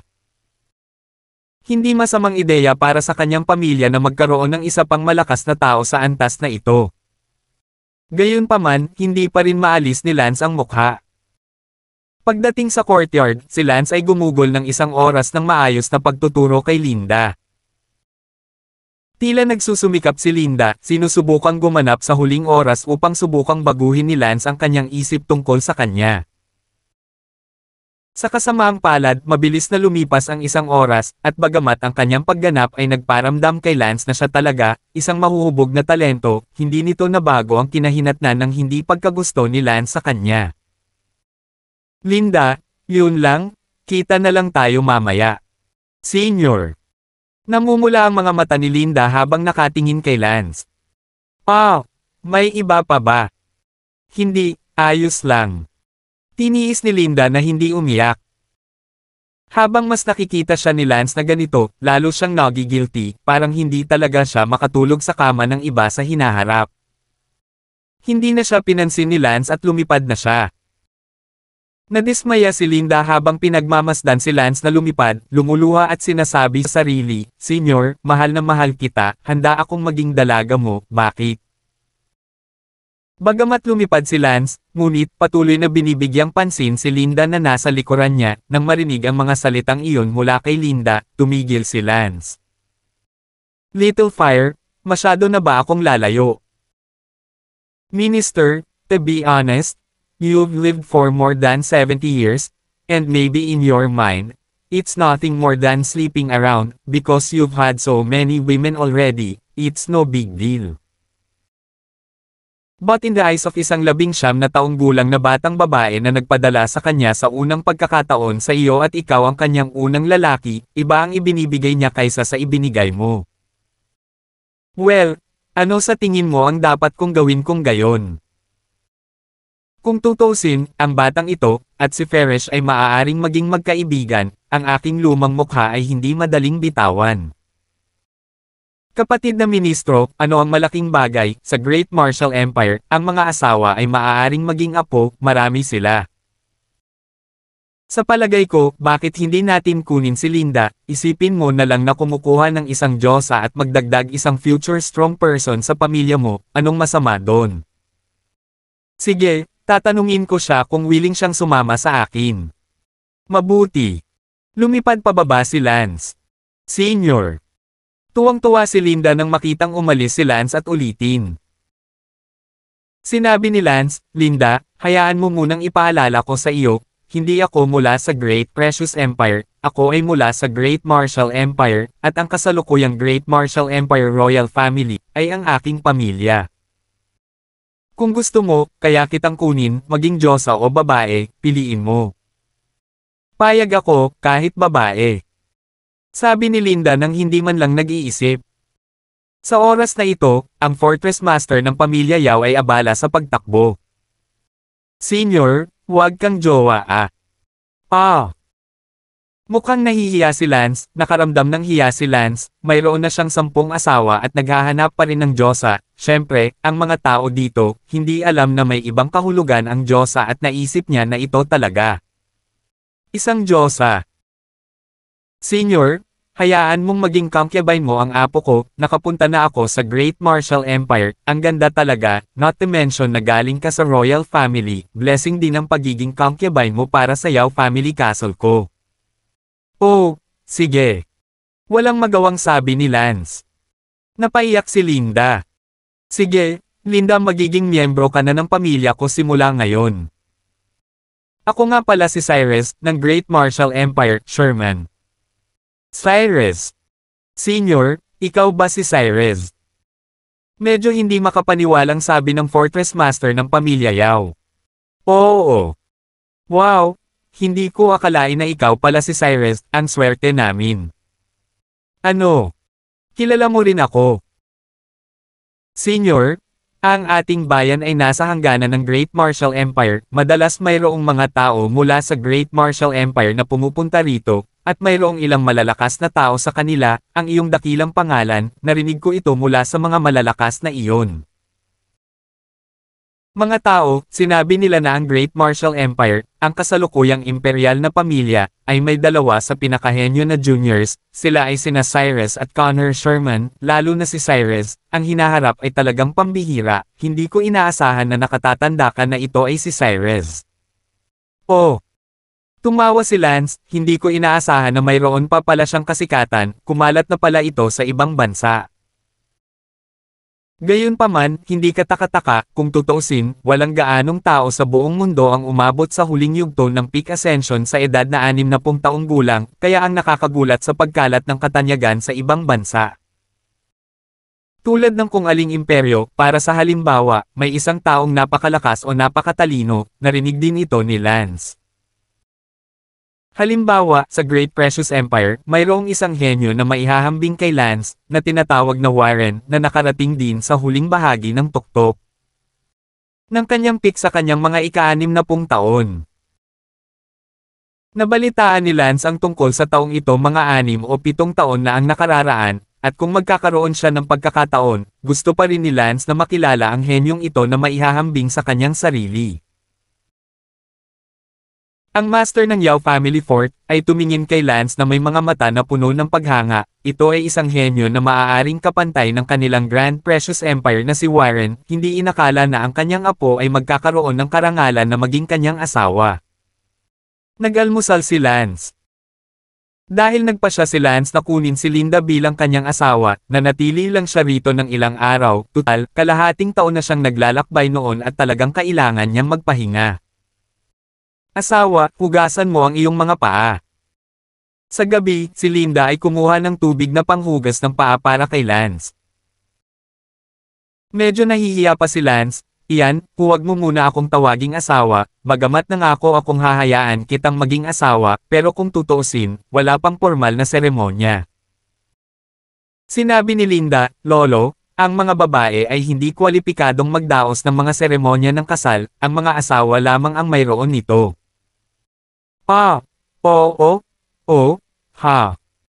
At saka, concubine is not qualified to call you husband, I just don't have the courage to call you that right now, I hope you don't mind. Hindi man lang qualified ang isang concubine na tawagin ang salitang, asawa, ano ang tawag dito? Grace. Pupunta ako. Yun lolo, hayaan mong si Linda ang maghugas ng paa mo. Si Lance ay pinagsilbihan ni Linda upang hugasan ang kanyang mga paa. Sa loob-loob na sinabi ni Lance, sandali lang, ang buhay ay ilang daang taon lang, bakit mamuhay ng mahigpit? Ang ibang tao ay may 20 o 30 asawa, ngunit mayroon lang akong 10, at ngayon ay naghahanap ako ng isa pang asawa. Kaya hindi na masyadong magtanong. Ang puso ni Lance ay tumigil sa pag-iisip tungkol dito pagkatapos niyang pag-isipang mabuti. Ang isang babae, gayunpaman, ay hindi karapat-dapat na tumawid sa threshold, ni ang kasal, ni hindi karapat-dapat na tawaging asawa, ang katayuan ay hindi maihahambing sa iyon ng asawa, wala lang. Noong gabing iyon, niyakap ni Lance ang kanyang asawa, pakiramdam na ang pagiging isang babae ay talagang nakakaawa. Nagsisisi ka ba? Hindi ako nagsisisi lolo, masaya ako. Sa hinaharap kapag walang tao, tawagin mo akong asawa mo. Pero natatakot ako na kapag nasanay akong tumawag at hindi ko na mababago, magiging bastos ako kapag nakita ko ang mga asawa mo mamaya. Magayos ka na. Eunuch, what brings you to the Great Precious Empire? Narinig kong may hinahanap ka. Oo, naghahanap ng matagal nang nawala, ang ganda-ganda niya, kaya nagtatanong ako sa bawat lugar kung may magagandang babae, para lang makita ko siya. Naku, no wonder. So, isasama mo na ako simula ngayon. Naku, naghahanap lang pala ng tao, ang pangunahing layunin ko, ay para sanayin at palakasin ang aking lakas, baka maglakbay ako sa ilang mga delikadong lugar mamaya, baka hindi magandang bagay ang isama kita, kaya pag-usapan natin ito. Naku, malakas din si Lolo N, mahina lang ako.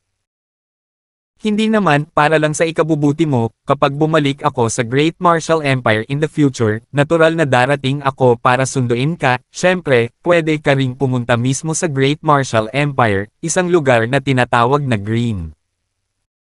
Rosevilla, ang aking mga tao ang mag-aayos para sa iyo. No need, hihintayin na lang kita sa bahay. Oo, pag-usapan natin yan, baka isama kita. 1399.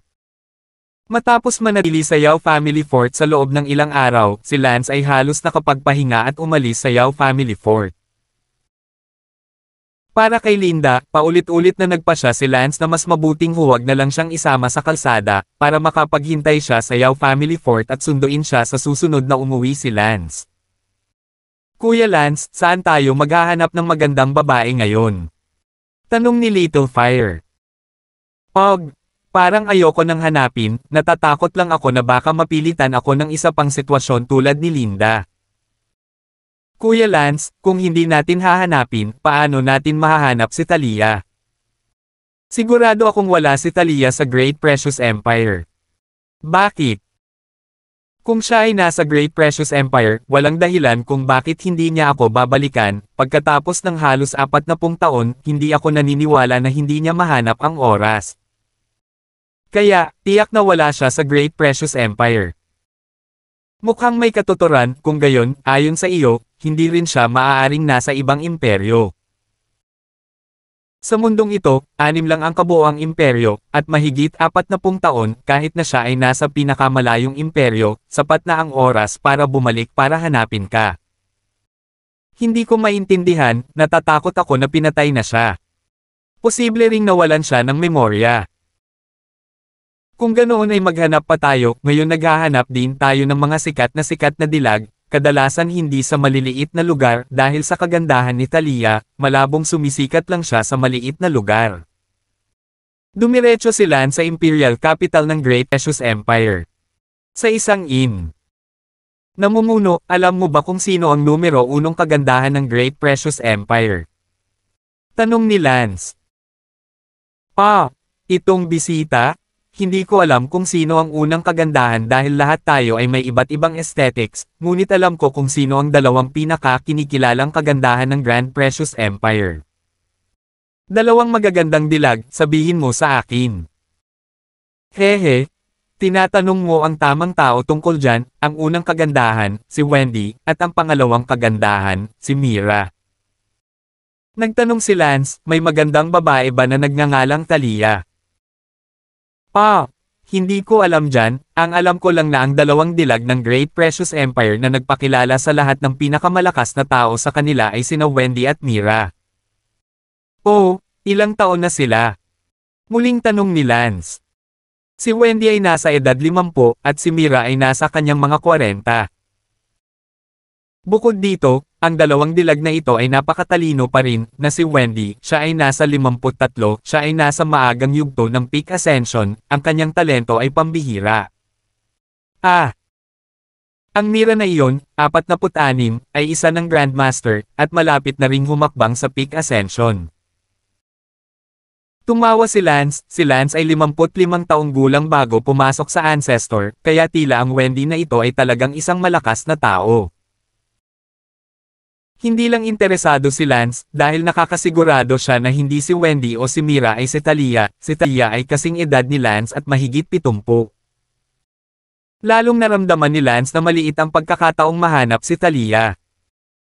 Sa oras na ito, sinabi ng innkeeper, "Guest, pumunta ka sa kabisera, hindi ka pumunta para kay Wendy, di ba?" "Hindi. Guest, kung interesado ka, maaari mo itong subukan."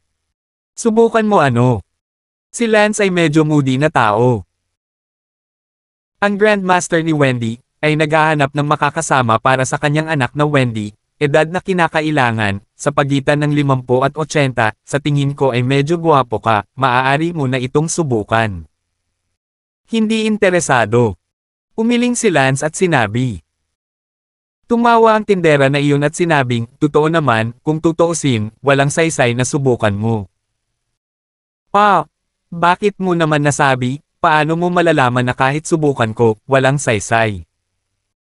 Napangiwi si Lance sa tindera.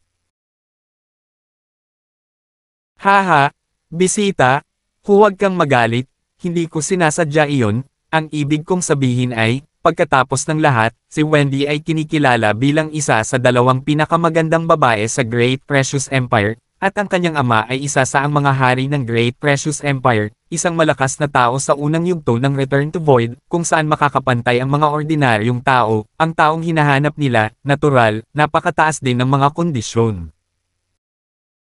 Bukod dito, maraming tao ang gusto kong pakasalan si Wendy, kahit si Malik ay sumali, ang iba ay natural na walang pagkakataon. Malik. Medyo pamilyar si Lance, parang narinig na niya ang pangalang iyon dati. No way? Hindi mo nga kilala si Malik, kilala mo ba yung Warren na yon? Warren kilala ko, Great Precious Empire, ang mga henyo na tumuntong sa huling bahagi ng Dengfeng sa edad na 60. Haha, tama iyan. Sa ating Great Precious Empire, may 3 na nakatuntong sa Late Peak Ascension sa edad na 60, ang una, si Warren, ay tumuntong sa Late Peak Ascension sa edad na 62. Ang pangalawa, si Geoff, ay tumapak sa huling bahagi ng Peak Ascension sa edad na 66 at ang pangatlo, si Malik, ay tumuntong sa Late Peak Ascension sa edad na 69. Ang tatlong ito ay kasalukuyang ang tatlong pinakamalakas na henyo sa ating Great Precious Empire. Oh, come to think of it, no wonder pamilyar to. Kaya naman walang kwenta kahit pumunta ka para lumahok, hanggat nandyan si Malik, imposibleng makuha ng sino man si Wendy, isang napakagandang kagandahan. Maliban kung si Warren o si Geoff ay nakikilahok din. Sabi ng tinderang iyon. Ngumuso si Lance, sigurado ka na ba? Oo, pero nabalitaan ko na may katulad na henyo sa Great Martial Empire, ang pangalan niya ay Cyrus, kung dadating si Cyrus para lumahok, baka makalaban niya si Malik, yung iba, wag na lang. Pag-isipan mo. Ngumiti si Lance, kahit alam mo ang tungkol kay Cyrus. Tama. Nagbukas man lang ako ng shop sa Imperial Capital, sa sobrang daming tao na dumarating at pupunta sa Hilaga at Timog, anong balita ang hindi ko malalaman, ilan sa mga malalakas na tao na kumakain sa aking inn, basta babanggitin nila si Warren, Geoff, at Malik, natural nilang babanggitin si Cyrus mula sa Great Martial Empire. Nabalitaan ko na ang Cyrus na iyon, sa edad na 63, ay tumuntong sa late peak stage, first, medyo malala lang. Kaysa kay Warren. Sabi ng tindera na puno ng paghanga ang mga mata. Walang imik na ngumiti si Lance sa pag-aakalang umalis na siya sa Great Martial Empire nang napakalayo ng walang anumang balita tungkol sa Great Martial Empire, hindi niya akalain na maririnig pa niya ang kanyang sariling katanyagan. Sa kasamaang palad, ang tindera na ito, gayunpaman, ay hindi alam na ang kaharap niya ay si Cyrus. Tanong ni Lance, kung gusto kong sumali sa patimpalak sa pagpili ng asawa ni Wendy, saan ako pupunta?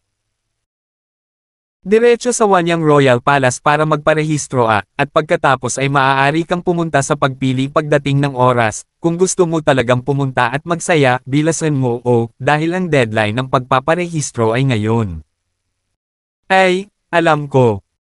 Dinala ni Ginoo ang pagkain at nagsimulang kumain si Lance. Lumabas ang little fire mula sa mga braso ni Lance. Kuya Lance, gusto mo talagang dumalo, yung Wendy at Mira, halata namang hindi sila taliya. Sinabi ni Lance, dadalo ako, ang layunin ay hindi para sa Wendy na iyon, pupunta lang ako para sa Malik na iyon. Ay kapantay ko sa Grand Precious Empire, gusto ko siyang makilala sandali. Pero paano kung matalo ka? Hahaha, kung matalo ka naman, tutal mahirap hanapin sa buong mundo ang ganitong kalaban sa parehong level. Kaya nga ako lumabas para mag-practice, di ba? Pero paano kung manalo ka? Nanalo.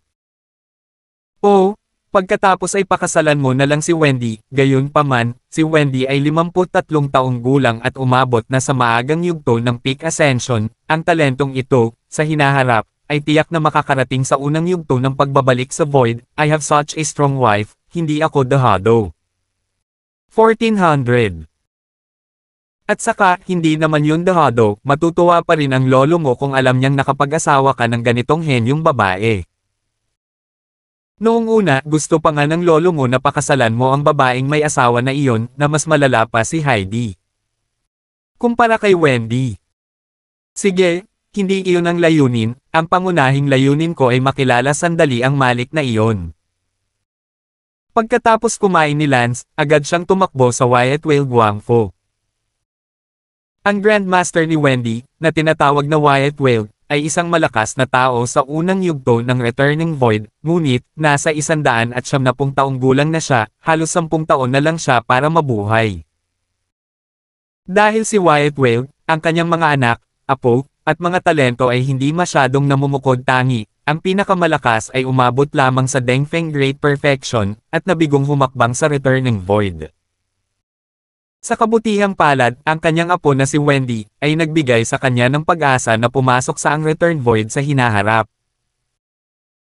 Gayunpaman, kung mas henyo ang isa, mas mapagmataas sila, at mas maganda sila, kaya't napakalinaw ni Wendy, at sa 53 taong gulang, wala pa rin siyang nakikitang lalaki. Kahit na si Malik iyon, hindi siya makatingin sa kanya. Hinabol siya noon ni Malik, ngunit tinanggihan niya ito, hindi dahil sa hindi maganda ang talento ni Malik, Sa katunayan, si Malik ay 69 na taong gulang upang maabot ang huli na rurok, ang talentong ito ay walang iba. Gayunpaman, hindi talaga kayang mahalin ni Wendy ang hitsura ni Malik.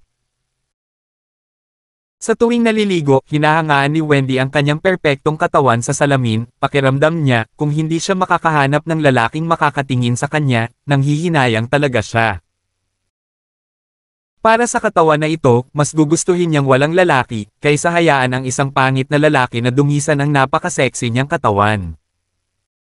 Siyempre, kahit narcissistic si Wendy, mayroon siyang narcissistic na kapital. Sa sandaling ito, sa Wyatt Wade Royal Palace. Miss, malapit nang magsara ang registration period, at so far, libo-libong tao na ang nakarehistro. Pog! Miss, naka-sign up na si Malik, anong gagawin mo Tinanggihan mo siya noon, hindi ko akalain na magiging ganoon kakapal ang balat niya. Pero sa pagkakataong ito, hawak ito ng Imperial Master para sa iyo. Kailangan mong pumili ng isa, at walang alinlangan na sa huli, si Malik ay tiyak na mamumukod tangi, sa katunayan, namumukod tangi na siya. Sa oras na iyon, kailangan mo siyang pakasalan. Bumantong hininga ang isang magandang mukhang babae, mukhang ito na ang tadhana, nakatadhana akong magpakasal sa isang pangit na lalaki, kahit ilang beses kung tinanggihan si Malik noon, hindi ko inaasahan na sa huli, kakailanganin mo pa rin. Mahulog sa kanyang mga kamay. I have such a perfect body, the thought of having an pangit na lalaki touch me gives me goosebumps. Miss, bakit hindi ka tumakas sa kasal? Hindi ako makatakas, wala na masyadong oras ang lolo ko, hindi naman ako masyadong magpasalamat, buti na lang sumuko na ako sa kapalaran ko. Saang lupalop ba ng mundo magkakaroon ng ganoong perpektong tao na gwapo? At talented at the same time, wala lang. Napabuntong hininga si Wendy sa depresyon, sa loob-loob na nagpaplano na, hayaan si Malik na masira ito. Dumating si Lance sa registration desk. Hello, may registration pa ba? I can't believe you're so late. But registration is 3 months long, but it's nice of you to rush, malapit na nating isara ang registration. Naku, hindi ko mapigilan, narinig ko lang yung balita, yung isa, sign up. Sabihin, ano ang pangalan? Naisip ito ni Lance, ngunit mas gugustuhin niyang hindi bigyan ang pangalang Cyrus, kung tutuusin, ang pangalang Cyrus ay may tiyak na ranggo sa mga matataas na echelon ng makapangyarihang Great Precious Empire. Sinabi ni Lance, ako si Lance, 73 sa taong ito. Sige, nakarehistro na, punta ka dito bukas ng umaga para sa unang antas. Mga pagsubok. Malapit na. Not so fast. It's been 3 months, and the first people to sign up is getting tired of waiting. Mabuti. Bumalik si Lance sa inn. Sa sandaling iyon, nasa isang mansyon siya. Young Master, ang tagal mo nang naghintay, at sa wakas ay magsisimula na ito bukas. Wendy is mine. Sabi ng isang lalaki, ang lalaking ito ay mga 76 na taong gulang, siya ay si Malik ng Great Precious Empire, isa sa 3 pinakasikat na henyo, siya ay 69 na taong gulang nang siya ay tumuntong sa huling yugto. Nang peak ascension, ngayon ay 7 taon na, sa 7 taon na ito, 5 beses na niyang naintindihan ang perpektong estado ng pag-iisip ng peak ascension. Haha, sigurado yon. Kanina pa tinatanggihan ni Wendy yung hinahabol mo, never thought na magiging babae mo siya. Sinabi ni Malik, itong babaeng ito, 20 taon ko na siyang hinahabol ng husto, ang talento ko, sikat na ako simula noong 20 anyos ako, pero hindi niya tiningnan ang talento ko, at patuloy niya akong itinatapon na sobrang pangit. Akala ba niya makakahanap talaga siya ng gwapo at kapareho ko ng talento? Katawa-tawa, wala sa mundo, at kung meron man, hindi na niya ito turn. Tama, konti lang naman o mga henyo mo sa mundo, katawa-tawa na ang taas ng target niya. Sige, huwag na natin siyang pag-usapan, kahit gaano niya ako kaayawan, kahit papaano, malapit na siyang maging babae ko. I'm going to fuck her up, vent some of my devotion to her these past 20 years, at ipakita sa kanya kung paano siya napapasaya ng mga pangit, hahaha. Hehe, little congratulations in advance kay Young Master. Kinabukasan, dumating si Lan sa Wenyang Wangfu. Sa isang sulyap, wow, napakaraming tao, kahit libo-libong tao. Tila hindi talaga madali para kay Lance na makipaglaban kay Malik, para kay Wendy, isang magandang babae, talagang hindi isinasapuso ni Lance. Kung manalo siya, depende sa kanyang kalooban, kung siya ay nasa ang ganda ng mood, di bale mag-asawa pa siya ng isa, kung masama ang loob niya, aalis na lang siya. Sinabi ng tagapangasiwa ng palasyo ng Wenyang sa lahat ng nag-sign up, lahat, naghihintay kayo ng ilang buwan, at ngayong araw ay magsisimula na ang pagpili sa dagat. Sasabihin ko sa inyo ang mga patakaran tungkol sa kung paano isasagawa ang kompetisyon. At hindi ko magsasalita ang tungkol sa edad sa pagitan ng 50 at 80 taong gulang. Una sa lahat, pipiliin ang Wendy County Master Husband Selection Competition batay sa mga huling marka. Ang sino mang may huling score na 400 puntos o higit pa ay papayagan na mapili ni Lord Wendy. Kaya, lahat ay magkakaroon ng pagkakataon o hindi lang ang pinakamalakas. Oh! Nang marinig ito, tuwang-tuwa ang lahat bago sinabi ng lahat na tiyak na si Malik ang magiging final, ngunit hindi nila inaasahan na aayon ito sa score, at ang mga may score na 400 points, lahat ng maaaring ipapili sa kanila ang kanilang mukha ni County Master Wendy, kaya hindi lang si Malik ang maaaring mapili. Sa ngayon, sa dami ng tao, sobrang sama ng loob ng isang lalaki, siya si Malik, akala niya orihinal na pipiliin niya kung sino ang mas malakas sa huli. Sinabi ng mayordomo, kung gayon, paano nakuha ng lahat ang kanilang mga marka? Nakikinig ang lahat. Lahat ay nakinig ng may matinding atensyon. Makukuha ang mga marka sa sumusunod na paraan, una, marka ng hitsura, kabuoang score 30. Pangalawa, marka ng edad, kabuoang score 30. Pangatlo, kapanganakan, kabuoang score 50. Pang-apat, kakayahang magkasundo, kabuoang score 30. Sa puntong ito, nagtanong ang isang tao, ano ang kakayahang harmony?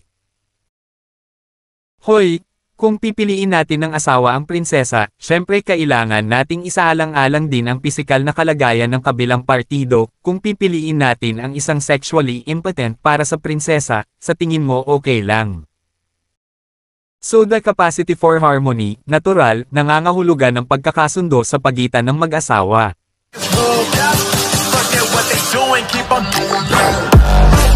Oh